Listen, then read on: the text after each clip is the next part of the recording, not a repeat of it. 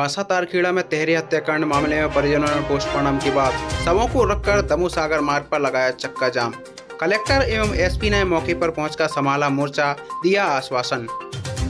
सागर नाका चौकी अंतर्गत आने वाले बासा तारखेड़ा में बीते दिन हुए तहरी हत्याकांड के बाद आज मृतकों के शव पोस्टमार्टम पंचनामा कार्रवाई के बाद ग्राम बासा पहुंचे, जहां तहरी हत्याकांड से आक्रोशित ग्रामीणों ने दमू सागर मार्ग पर चक्का जाम कर दिया, जिससे दमू सागर मार्ग पर दोनों ओर भारी वाहनों की लंबी लंबी कतारें लग गईं।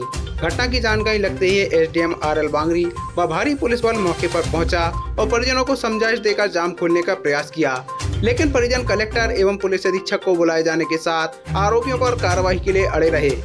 वहीं कुछ ही देर बाद कलेक्टर सुधीर कुमार कोचर व पुलिस अधीक्षक शुद्ध कीर्ति सोमवंशी दलबल के साथ मौके पर पहुंचे, जहां उन्होंने घटना में मृत हुए लोगों के परिजनों से मुलाकात की और आरोपियों पर सख्त कार्रवाई का आश्वासन दिया। लेकिन उसके बावजूद भी यह प्रदर्शन जारी रहा और आरोपी को संरक्षण देने वाले शहर के चर्चित बिल्डर रॉकी सुरेखा के ऊपर भी मामला दर्ज कर कार्रवाई की मांग की, जहां सभी आरोपियों पर कार्रवाई का आश्वासन मिलने के बाद परिजन माने और जाम को खुलवाया गया। जाम किया गया था। जी। तो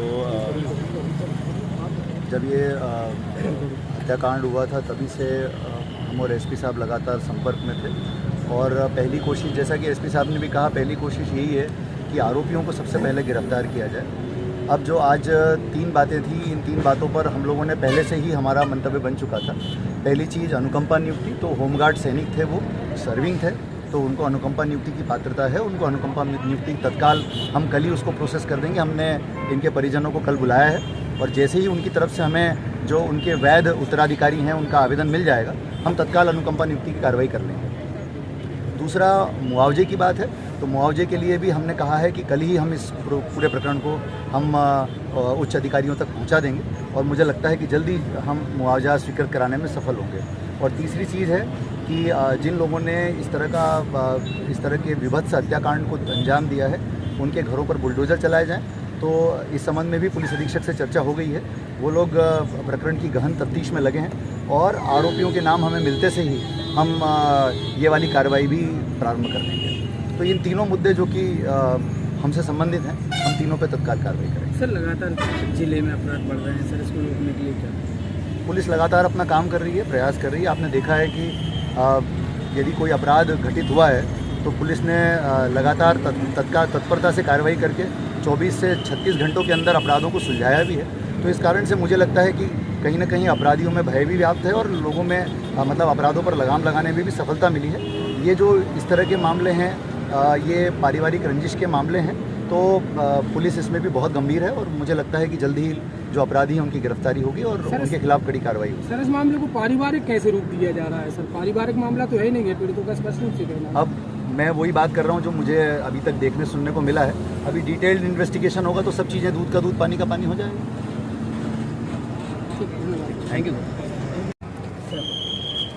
आज जो यहाँ पर बासा ग्राम के बाहर हाईवे पर जाम लगा हुआ है रास्ते पर, कल की जो यहाँ दुर्घटना हुई है जिसमें एक परिवार के 3 लोगों की हत्या की गई है, उसके बाद जो परिवार के सदस्य थे उनकी कुछ मांगें थी जो इन्वेस्टिगेशन से लेके और मुआवजे और अनुकंपा नियुक्ति को लेकर, उसके संबंध में वो लोग प्रशासन से बात करना चाह रहे थे और ये जाम उन्होंने इसीलिए प्रशासन को मॉनिटर करने के लिए जगाने के लिए बुलाया था। और कलेक्टर साहब की और मेरी उनके परिवार लोगों से बात हुई है और जो भी उनकी मांगें उन्होंने मांग पत्र में लिख के दी हैं, हमने उनसे बोला है कि उसकी सभी कार्रवाई की जाएगी और कहीं पर भी किसी प्रकार की कोई लापरवाही नहीं होगी। सर, बिल्डर्स का भी नाम आ रहा है सर, परिवार के लोगों ने जो आरोप लगाए हैं जिन लोगों पर, उसमें एक लोकल बिल्डर का नाम भी आ रहा है।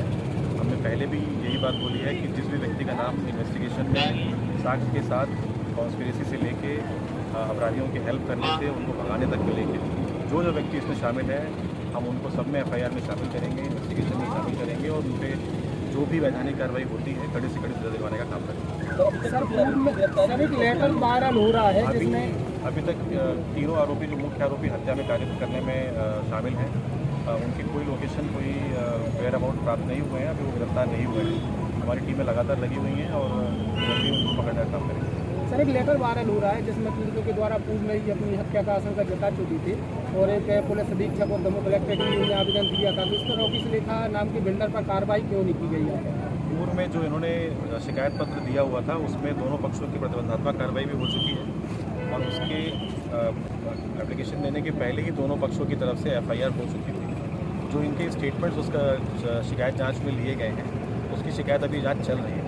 दोनों पक्षों से लगातार बात हो रही थी, मेरे ऑफिस में भी और कलेक्टर ऑफिस में भी ये लोग पेश हो चुके थे, लेकिन ये दूसरा पक्ष इस दुर्घटना को या इस विवाद को इस स्तर तक ले जाएगा ये किसी ने एंटिसिपेट नहीं किया था।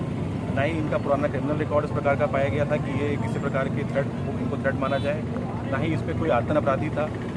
दूसरी तरफ से दोनों पक्षों का ये कहना था कि दूसरा पक्ष जो है वो दबंगई कर रहा है, वो गांव में पुलिस को यूज़ कर रहा है, पुलिस को गलत तरीके से यूज़ कर रहा है, इन्वेस्टिगेशन को प्रभावित कर रहा है। तो हम उन दोनों पक्षों की लगातार जांच कर रहे थे, लेकिन ये दुर्घटना इस प्रकार से कारित होगी इसका किसी ने एंटिसिपेशन नहीं किया था।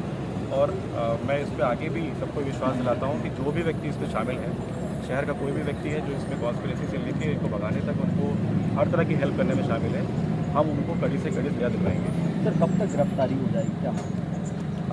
अभी हमारी टीमें रवाना है, होपफुली शाम तक कोई ना कोई इसमें पॉजिटिव अपडेट आपको हम देंगे।